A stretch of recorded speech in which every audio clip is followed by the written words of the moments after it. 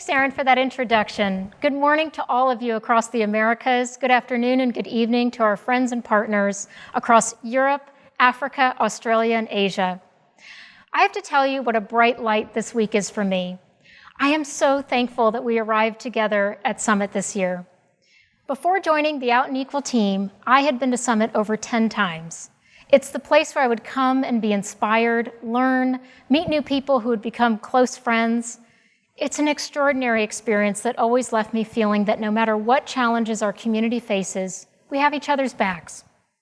And this year, I think I needed to know that you all are out there keeping this incredible energy up and giving each other support and inspiration. So thank you. Thank you for showing up here today. I'm a proud and grateful first-generation American. One of the lessons my parents taught me is that work is sacred, and every job is worthy of honor and respect. Growing up, many relatives and friends of friends sought out my parents for guidance on getting an education or starting a career. My parents would often lecture me after a long Sunday afternoon coffee and say, "Deena, the most important thing you can ever do for someone is to help them get a job." Of course, they meant it both in its practicality. We all need to pay bills, and a job is a means to an end. But my parents also recognized that getting a job is a path to independence, to empowerment, and a source of great personal fulfillment. They also saw that there are so many unspoken rules and barriers to success. And in that, I learned to have reverence not only for work, but also for our obligation to help another person's success. In my family, we measure our own worth by how far we can support others. We are thousands of people strong today from around the world. You all make up a force to be reckoned with. From London to Bogota to Sao Paulo to Shanghai to Hyderabad and beyond, we are a global community with an indelible bond. Our bond is our belief that every single person is worthy of dignity on the job, has talent and the fullness of life experience to share, and should be given equal opportunity to succeed. This is the hard-fought vision that underpins Out and Equal's work, and it is one that we know is not yet a full reality for LGBTQ people around the globe. Yesterday, our CEO, Erin Uritis, boldly said that we are the ones we've been waiting for, and it's absolutely true. We are 30 years into a collective movement to make corporate America and increasingly global workplaces LGBTQ inclusive. Today, 9 in 10 Fortune 500 companies have non-discrimination protections on the basis of sexual orientation and gender identity. Hundreds of businesses have stood up for LGBTQ equality in the form of policy statements, supporting the Equality Act, equal marriage, and pushing back against anti-trans and other legislation. We have broken the pink ceiling and seen openly LGBTQ CEOs leading companies. And earlier this year, our community won at the Supreme Court, and we can finally say that yes, our bedrock employment protections do apply to the LGBTQ community. But LGBTQ people can still be denied a rental home, credit, or even the safe use of a restroom throughout this country because we do not have federal protections, and most states lack comprehensive statutes. To be transgender in this country, especially a Black or brown woman, is to face outsized risk of violence, even murder, unemployment, and underemployment. COVID has only magnified these challenges. And those who seek to undermine basic safety and equality apparently take no rest. Even during the middle of a pandemic this spring, lawmakers in states like Idaho diverted attention away from the real crisis to target trans people through legislation. Globally, the epidemic of anti-trans violence is painfully high.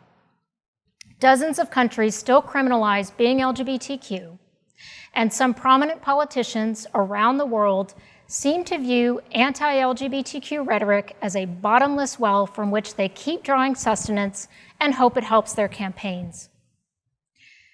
You could see all of this as a messy landscape of contradictions.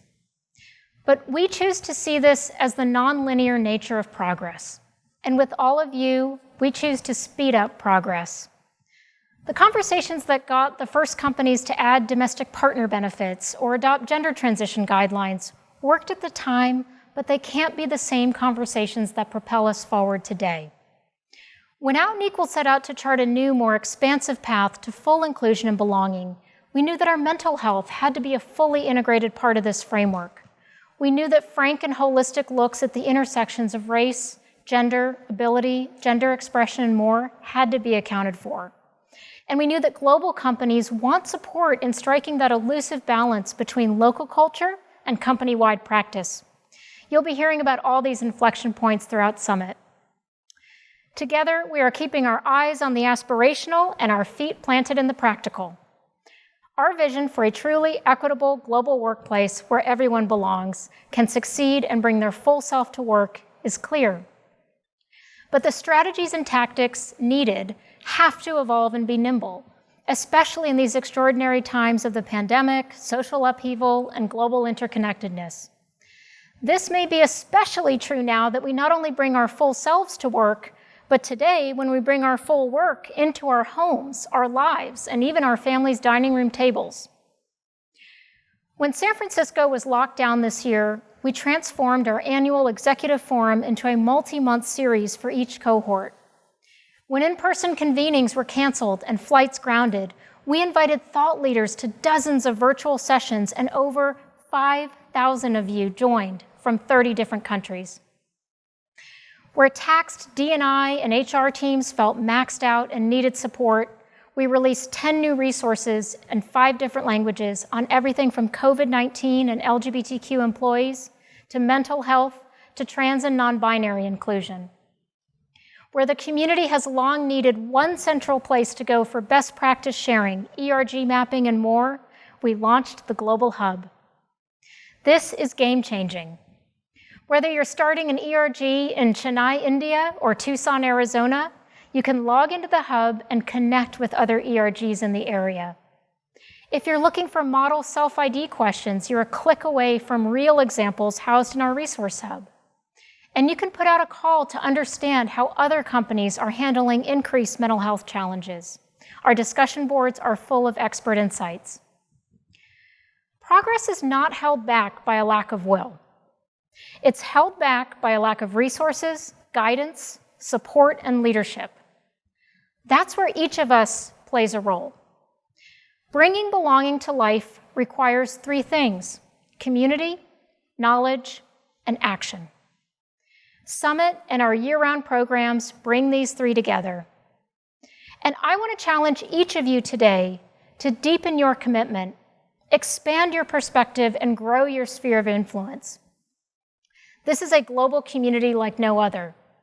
Seek out those who are different from you. Listen with intent and compassion.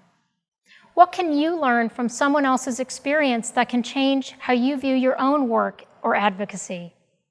Collect the knowledge you need to affect change. All of you have access to the Summit platform even after this week winds down, and our partners can leverage the hub. Find and share data, best practice resources, and more. If you don't elevate knowledge about our community within your workplaces, who will? Finally, take action. Step up in your ERG and run for a leadership role. Seek a mentor. Become a mentor. Speak up when someone dismisses another person's viewpoint or misgenders a colleague.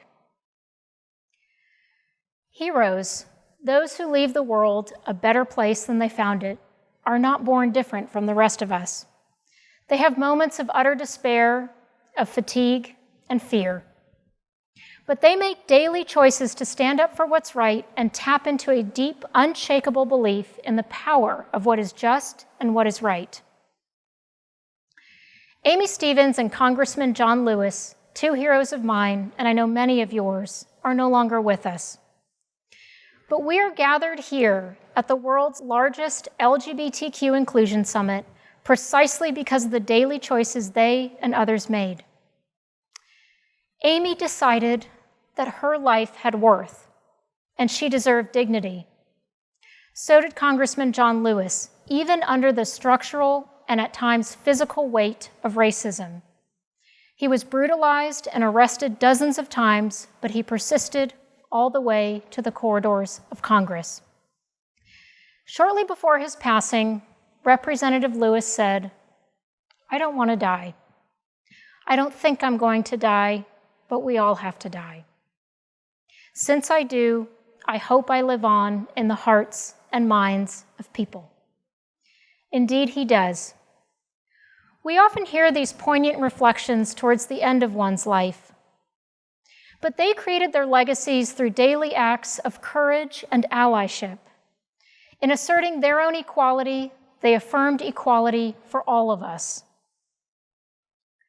There is nothing stopping each of you from achieving that level of transformational change.